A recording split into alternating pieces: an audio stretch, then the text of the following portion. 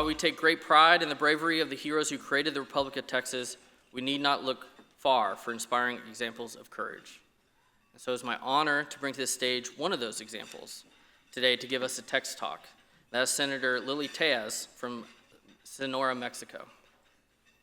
Sonora is located, for those of you who aren't geography majors like me, in northwest Mexico, sharing all of Arizona's southern border and part of New Mexico's.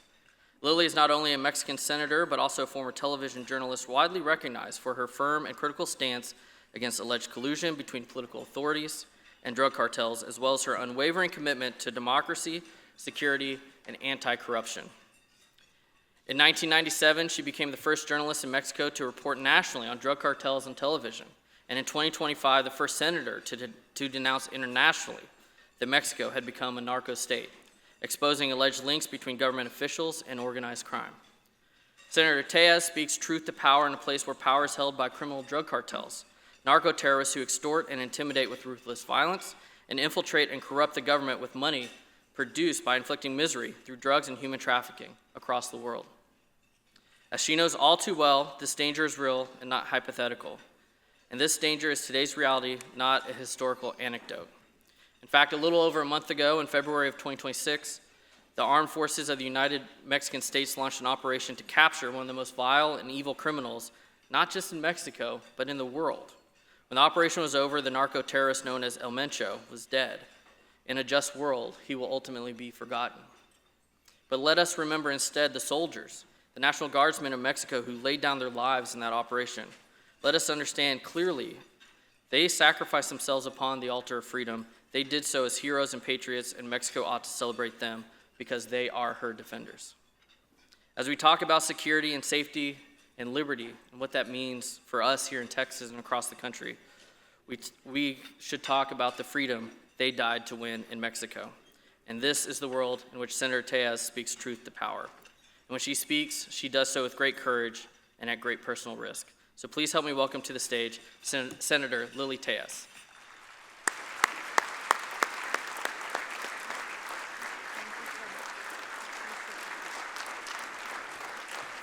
Thank you.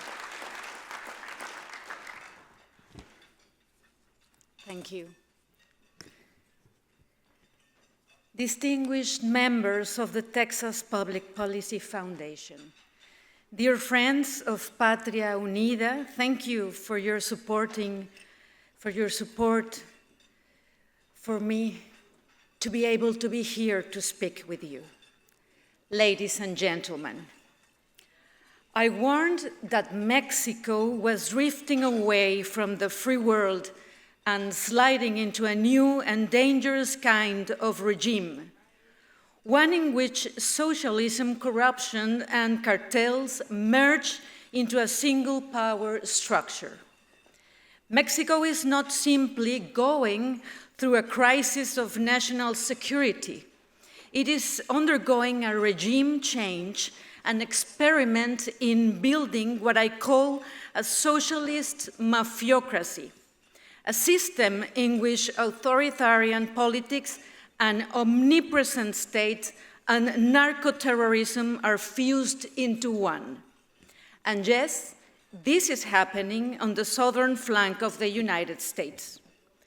Let me start from a shared reality.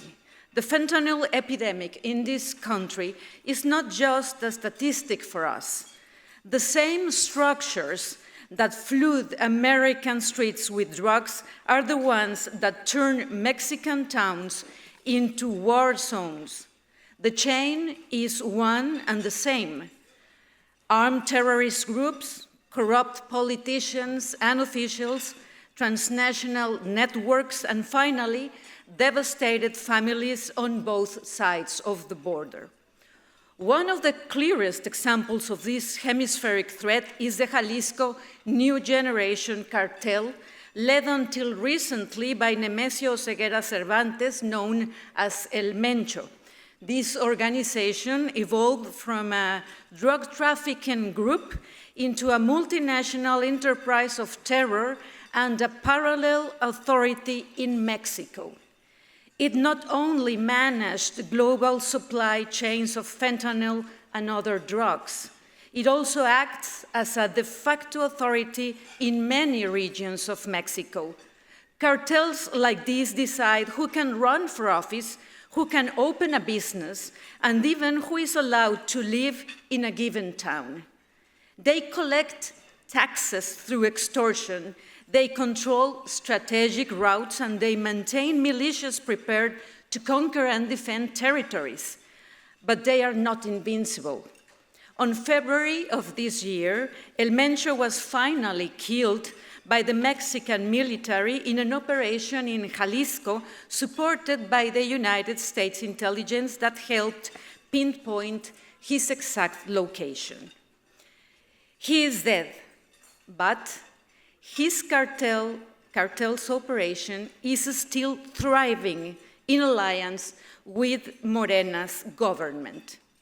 It is impossible not to ask why, after so many years of suffering, violence inflicted by this cartel, did the Mexican authorities finally decide to go after him, only when President Trump put sustained pressure on our government?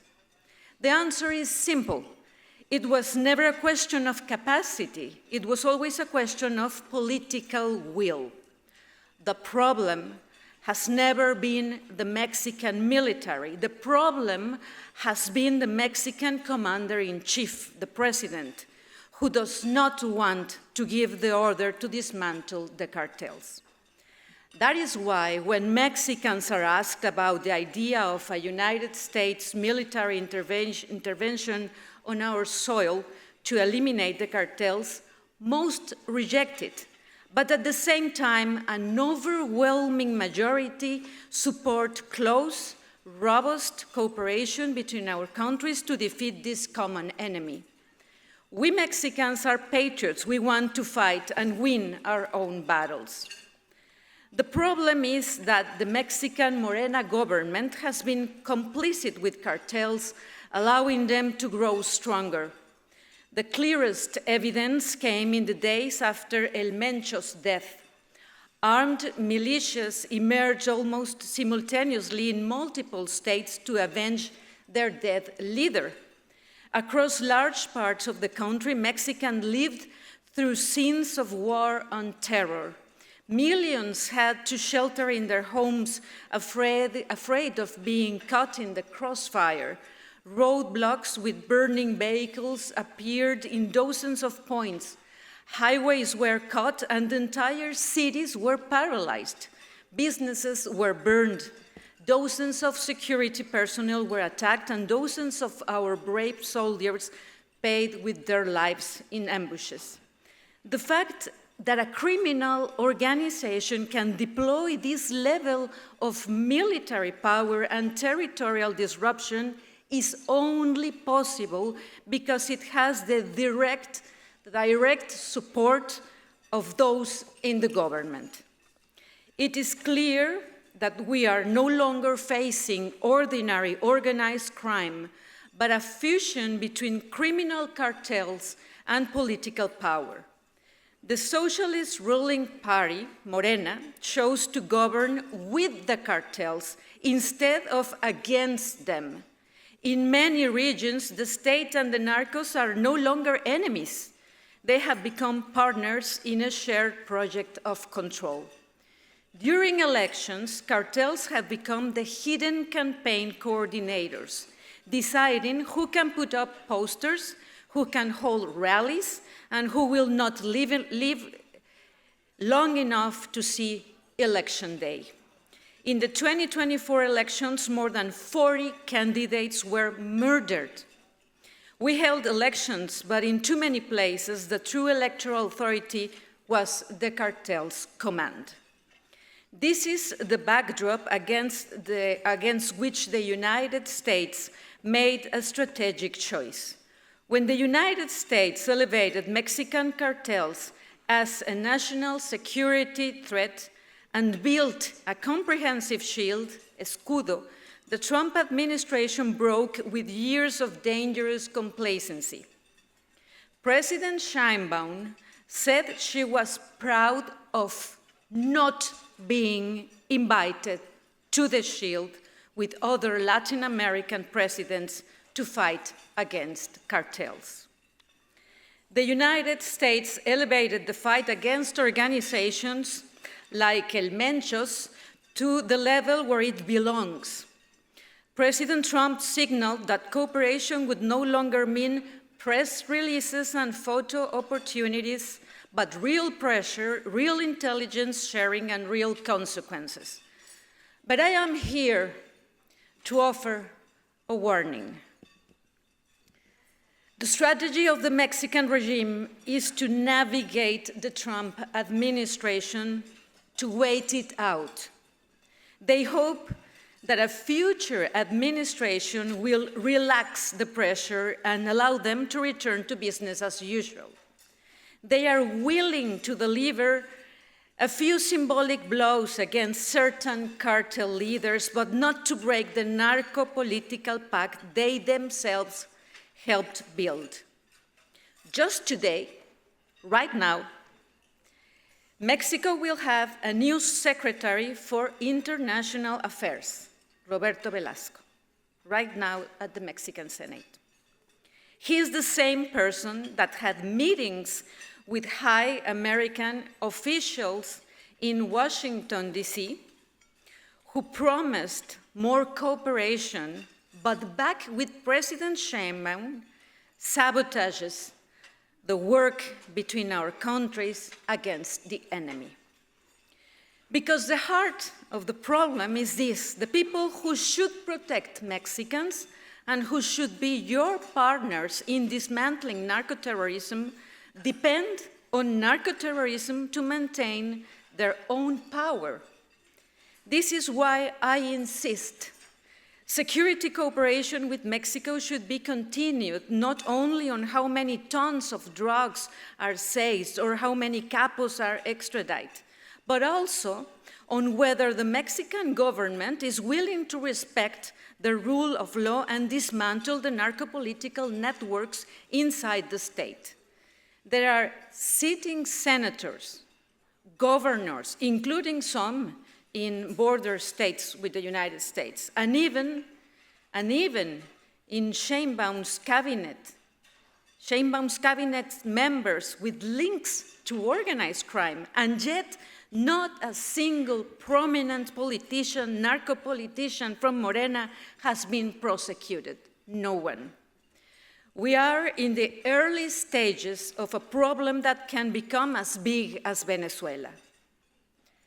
Dear American friends, some in Mexico are raising our voices, but not without consequences. Last November, we were horrified by the assassination of Carlos Manzo, a courageous major who stood up to the cartels and denounced their ties to the federal government. He was executed in public while participating in a parade with his family. That image, a local leader gunned down in the middle of a civic festivity, deeply moved and horrified Mexicans. We are in an extreme situation. I say it as someone who, before entering politics 8 years ago, spent 3 decades as a journalist and who survived an assassination attempt 26 years ago because I was exposing politicians and narco-corruption. In all that time, I have never seen the level of danger facing the opposition in Mexico that we see today. We face a double threat from the cartels and from their allies in the government. This is why conservatives in the United States must recognize Mexican conservatives as natural allies in a common fight. We are not asking you to fight our battles for us. We are asking you not to close your eyes to who we are and what we are facing.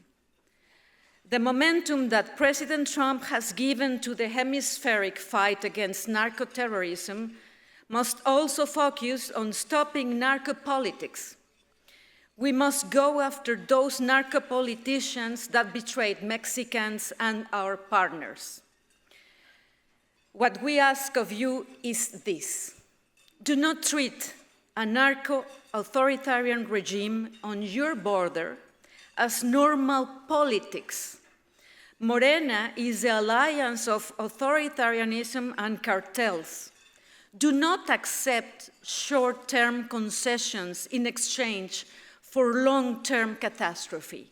And always remember, in Mexico there are millions of brave people who want to see terrorism fall as much as you do. Thank you.